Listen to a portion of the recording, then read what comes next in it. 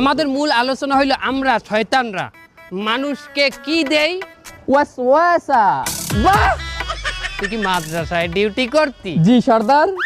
অসওয়াসা দেই মানুষকে কোন সুরাতে? বদ সুরাতে।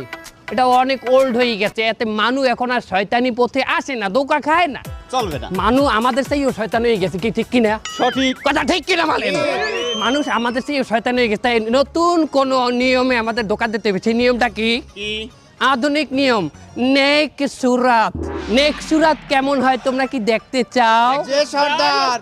ওকে, কি দেখতে পাইতে আছো নেক সুরাত? কিরম মুমিন মুমিন লাগে না আমারে?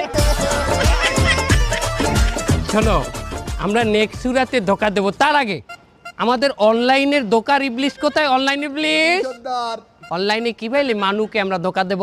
প্রথম আমি মেশ আসবো, মেশ আইতে ল্যাংটা ভিডিও বানাবো, ওটা 40,000 মুমিনের কাছে দেবো।